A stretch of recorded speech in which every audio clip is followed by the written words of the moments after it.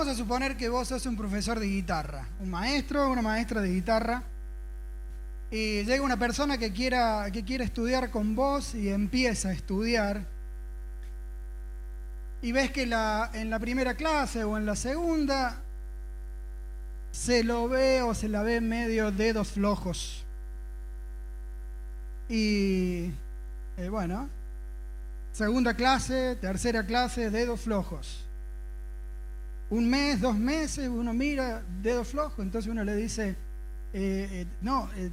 ves que no suena bien, tenés que apretar los dedos, así los tenés muy flojos. Y sigue pasando las clases y ella no tiene los dedos firmes para presionar las cuerdas contra el mástil. Entonces vos le decís como maestro, ¿qué pasa que tenés tus dedos flojos? Te responde ella, es que no quiero que se me hagan callitos en los dedos. ¿Qué pensarías vos de ese supuesto alumno, de esa supuesta alumna? ¿Cómo? No puede ser alumno de guitarra. No puede ser alumno de guitarra. Si quiere evitar los callitos, no puede estudiar. Ahora, ¿qué dirá Cristo de los discípulos suyos, de sus seguidores, que son dedos flojos y que no quiere que se le formen callitos?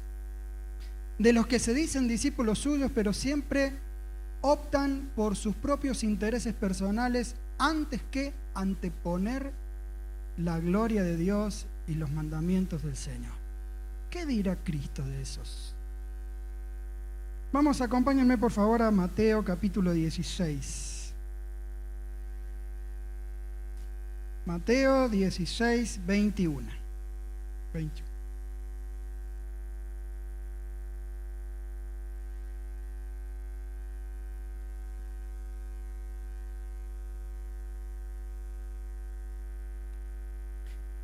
Dice así: desde entonces, leo desde la versión Reina Valera, desde entonces comenzó Jesús a declarar a sus discípulos que le era necesario ir a Jerusalén y padecer mucho de los ancianos, de los principales sacerdotes y de los escribas, es decir, de los líderes religiosos del pueblo, y ser muerto y resucitar al tercer día. Entonces Pedro, tomándolo aparte, comenzó a reconvenirle, a retarlo, a regañarlo, diciendo: Señor, ten compasión de ti, en ninguna manera esto te acontezca. Pero él, volviéndose, dijo a Pedro: quítate de delante de mí, Satanás. Me eres tropiezo, porque no pones la mira en las cosas de Dios, sino en las de los hombres. Entonces Jesús dijo a sus discípulos: si alguno quiere venir en pos de mí, o sea, ser mi discípulo, niéguese a sí mismo y tome su cruz y sígame. En esta serie que hemos titulado Una Iglesia Gloriosa, ya hemos visto, el primer punto, ¿ustedes se acuerdan cuál era?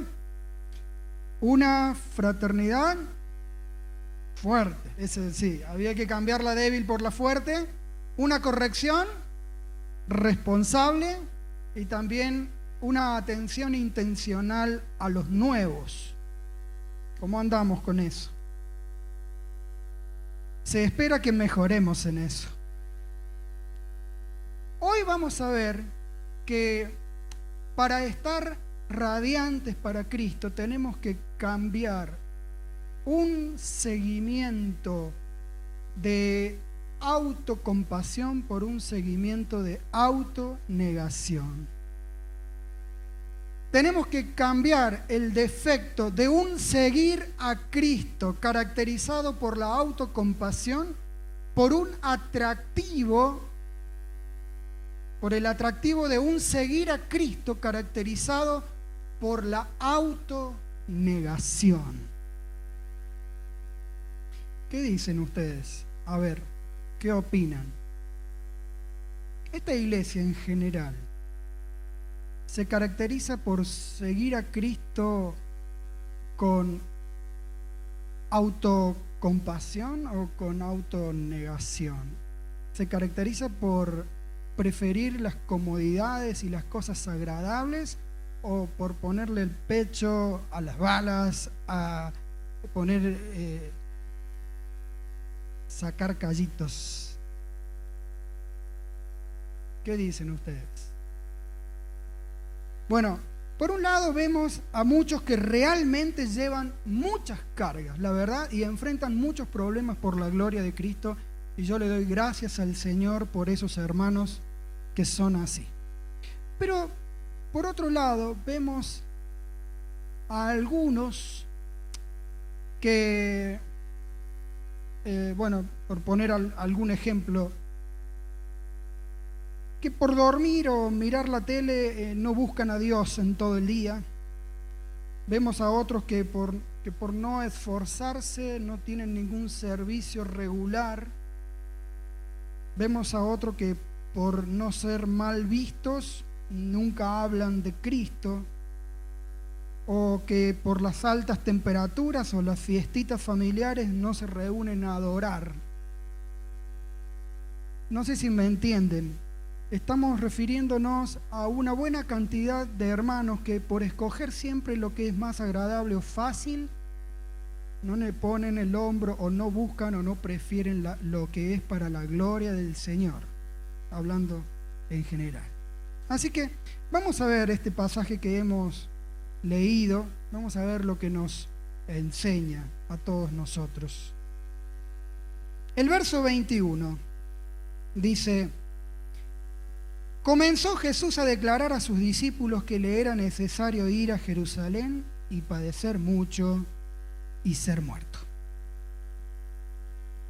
Aquí Jesús les contó a sus discípulos lo que su Padre le había mandado.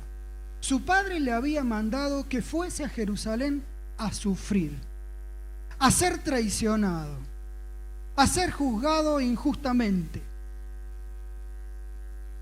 avergonzado, torturado y crucificado.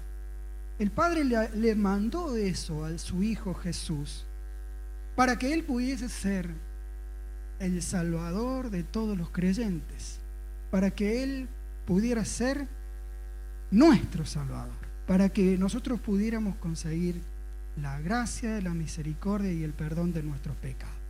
Ahora, lo que todo el pasaje en realidad está queriendo decirnos es que a nosotros como discípulos, como seguidores, como aprendices de Cristo, Dios también puede pedirnos cosas parecidas a las que le pidió a su Hijo. Como discípulos, Dios, el Padre, nos ordena algunas cosas contrarias a nuestros buenos intereses personales. Lo repito. Nos ordena o puede ordenarnos algunas cosas contrarias a nuestros buenos intereses personales. Cosas contrarias a nuestra comodidad, a nuestro placer, a nuestra recreación. Cosas contrarias a la aceptación social que tenemos de parte de otros, al bienestar físico, al progreso económico, al sosiego psicológico. ¿Puede Dios pedirnos esas cosas contrarias a esas cosas? Puede pedirnos cosas contrarias incluso a nuestra dignidad, a nuestros derechos, incluso a nuestra vida.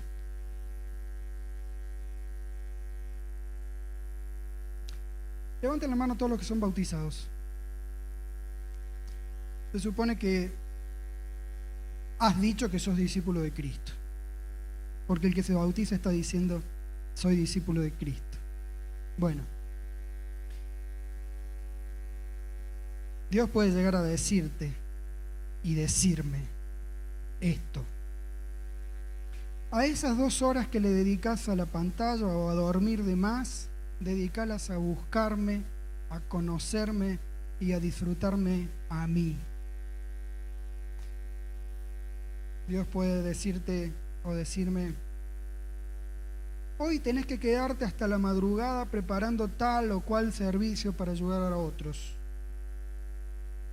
Dame 5 días tuyos para ayudar a mi pueblo o a la iglesia en San José de la Esquina. Eso lo dijo. Eso lo dijo. Quiero que ofrendes esa parte de tus ahorros para esta causa mía en el norte argentino. Incluí en tu juntada de amigos de este viernes a este nuevo creyente para mostrarle amor. Contales a todos tus compañeros cómo llegué yo a tu vida y cómo cambiaste, aunque desde ese momento algunos te van a mirar mal y se van a burlar y se van a enojar. Acortá tu cumpleaños familiar, cortá antes la torta para que puedas también celebrar mi presencia con la familia de la fe. ¿Puede Dios pedirte que acortes tu cumpleaños? Es una cosa muy dura. Puede decirte o decirme: en lugar de ver el partido de la final del campeonato, quiero que visites a un hermano viejito de la iglesia.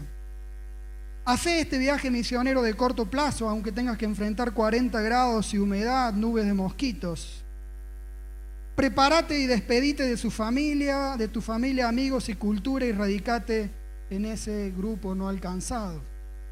El Señor, como discípulos que somos, puede llegar a pedirnos, y de hecho nos pide, que hagamos muchas cosas contrarias a nuestros buenos intereses personales. Ahora, ¿cómo reaccionamos cuando el Padre nos pide alguna cosa así? Vamos a leer el verso 22. Dice el 22: entonces Pedro, tomándolo aparte, comenzó a reconvenirle a Jesús, diciendo: Señor, ten compasión de ti. En ninguna manera esto te acontezca. Señor, ¿qué estás diciendo? ¿Te escuchás?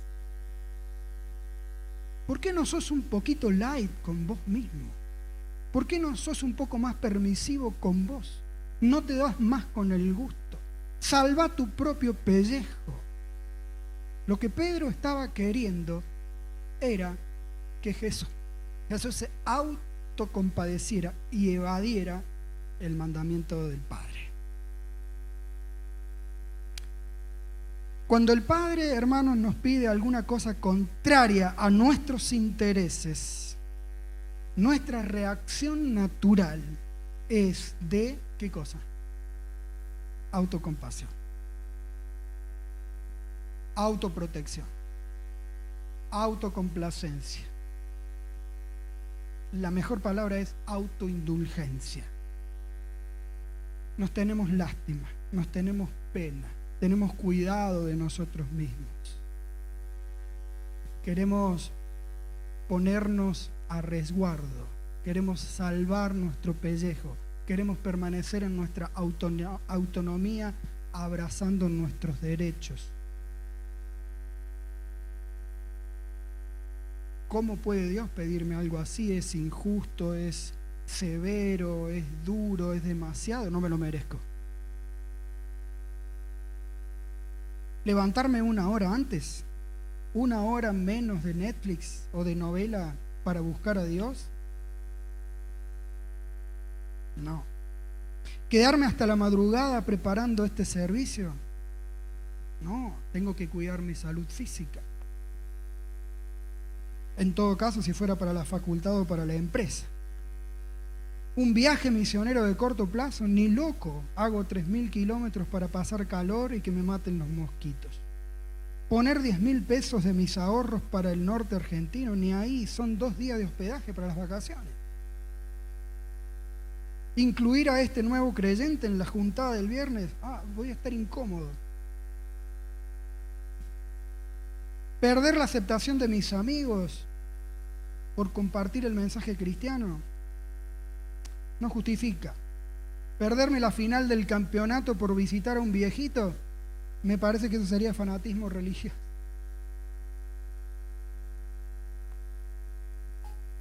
Esa es nuestra reacción natural cada vez que Dios nos ordena que hagamos algo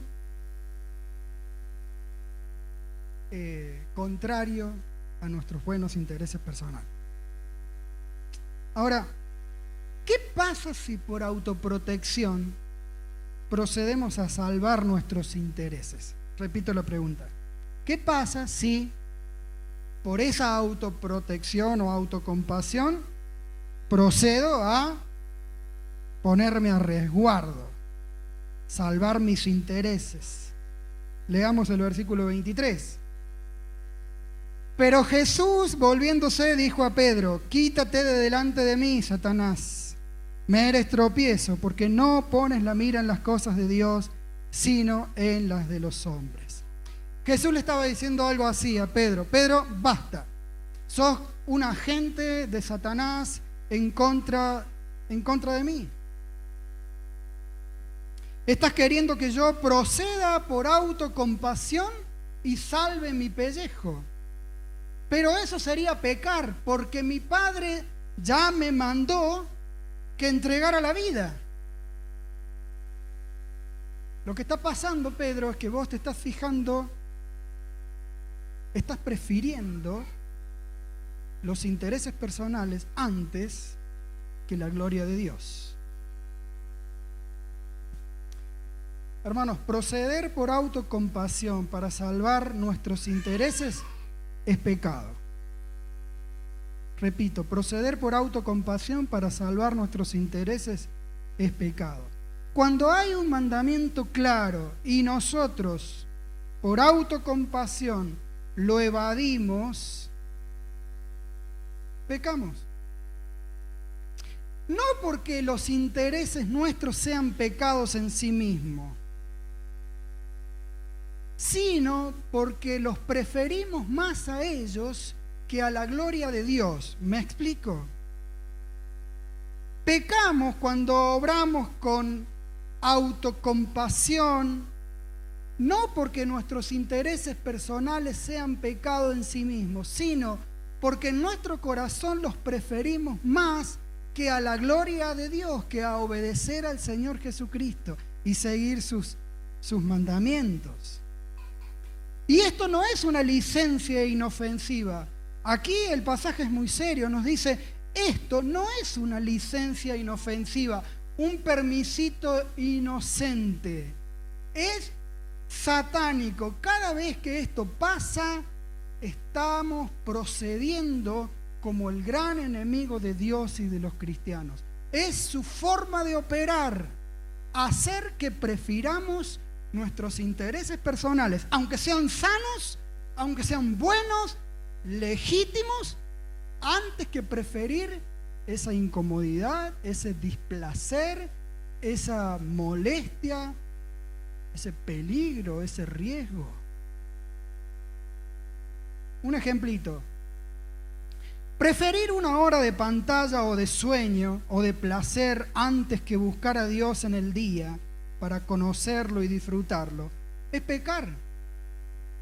No porque mirar TV o dormir o jugar sean pecados. ¿Por qué? ¿Por qué es pecar entonces si eso no es pecado?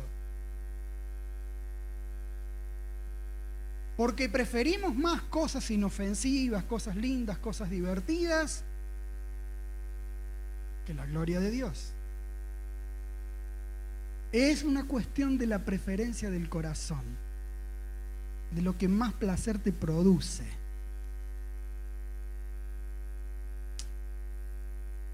Así es. Y esto es, como dijimos, un proceder diabólico. El último punto es: ¿qué necesitamos entonces para que eso no pase? Vamos a leer el verso 24. Entonces Jesús dijo a sus discípulos: si alguno quiere venir en pos de mí, niéguese a sí mismo, tome su cruz y sígame.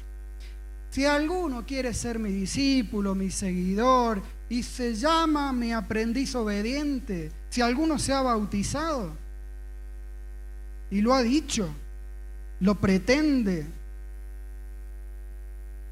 tiene que renunciar a sus intereses personales, incluso los buenos.